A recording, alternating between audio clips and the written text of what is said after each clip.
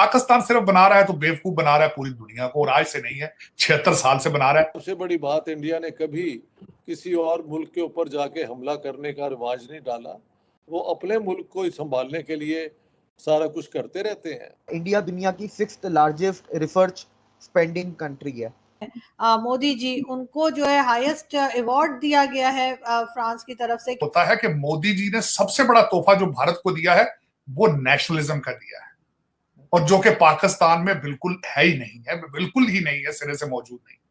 आप कोई चीज इन्वेंट करने की सलाहियत नहीं रखते तो कॉपी करने में कोई हर्ज नहीं होता।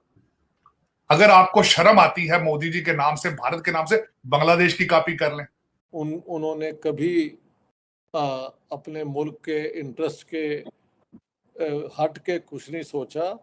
Industrial development, technological development. नमस्कार दोस्तों, एक और नया वीडियो के साथ स्वागत। मैं हूं श्रीनिवास, आप देख रहे हैं Shri voice official YouTube channel. PM Modi ji France की दौरे की खबर पाक मीडिया दिखाने से डरा। पाकिस्तान नहीं चाहता है कि भारत की सच्चाई को दिखाए और पाक आवाम तक पहुंचे, पता न चले भारत की असलियत, यानी पाक को सवालात करे आवाम। भारत की डेवलपमेंट को देख फ्रांस में यूपीआई की उपयोग हुई, पेरिस ईफिल टावर से जल जल कर राख हुई पाक। बंद करो जलना और कुछ सीखो भारत से नापाको। फ्रांस में भारतीय समुदाय के लोगों के साथ बोलते हुए, अब भारत बढ़ती हुई ताकत है, व्यापारियों और अन्य विभागों में भारतीयों के लिए जगह खाली है और इन्वेस्टर्स को भी साथ लेने को कहा, भारत की डेवलपमेंट में शामिल होने का। मोदी जी का फ्रांस यात्रा की सफलता देख कंगाल पाक की उड़ी होश। धन्यवाद। आइए देखते हैं आगे की चर्चा। नफरतों से आपने 76 साल कुछ नहीं सीखा। कोशिश करें, अगर आप दूसरी साइड, आप प्यार मोहब्बत को भी ट्राई कर लें, एक दूसरे से कोई लर्न करने की भी ट्राई करें। और मुझे आज याद है कि अमेरिका ने वीजा नहीं देता था। वहां से लेकर आज अगर उनकी 1 दर्जन से ज्यादा ममालिक ने हाईएस्ट सिविलियन अवार्ड उनको दिए, हाईएस्ट। एक तो 25वीं ये एनिवर्सरी है भारत और फ्रांस के रिलेशनशिप की। भारत के तीनों जो है वो एयरफोर्स, नेवी और उसके बाद जो उनकी आर्मी है, वो तीनों की तीनों वहां पे परेड में शामिल हैं आज। 1998 में जब भारत ने एटमी धमाके किए थे तो भारत जो था आइसोलेट हो चुका था, और उसमें फ्रांस ने उनका साथ दिया। और उसके बाद मैं यहाँ पे ये भी बताना चाहूंगा कि यूएस, अमेरिका ने यूरेनियम भारत को देने से इनकार किया था, लेकिन फ्रांस ने यूरेनियम दिया था। ये बताना चाहूंगा कि पहले तो हम ये 26 राइफल तैयारों की बात कर रहे हैं, 36 पहले ले चुके हैं। भारत के पास अब 80 राइफल तैयारे होंगे इसको। अब ये जो तैयारे लिए जा रहे हैं, ये जो शिप कैरियर है वहां से ये उड़ने की सलाहियत रखते हैं।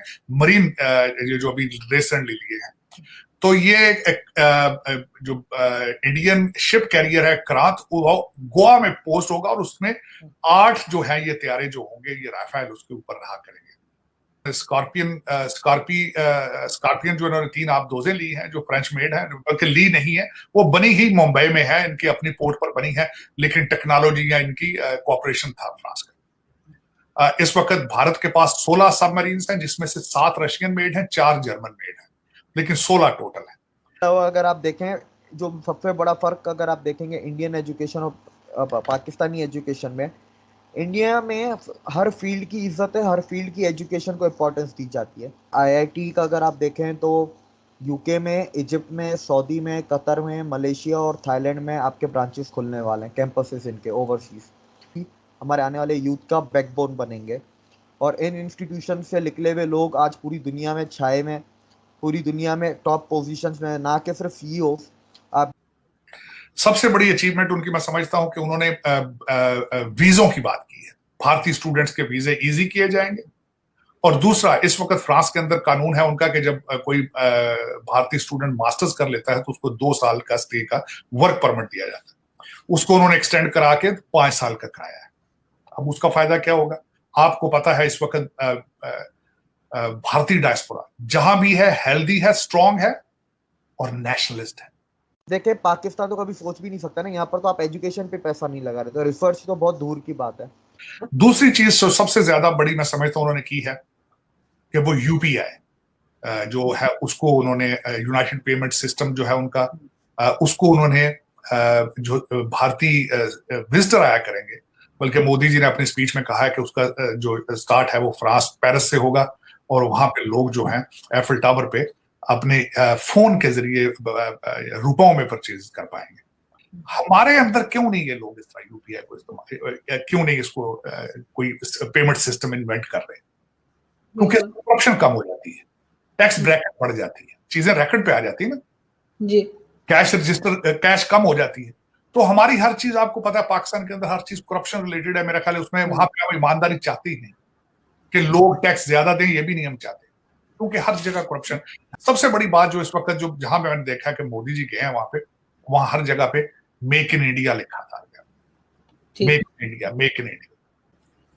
क्या वजह है? तो सर बना क्या रहे हैं पाकिस्तान में जो कह सके? नहीं, पाकिस्तान सिर्फ बना रहा है तो बेवकूफ बना रहा है पूरी दुनिया को, और आज से नहीं है, 76 साल से बना रहा है।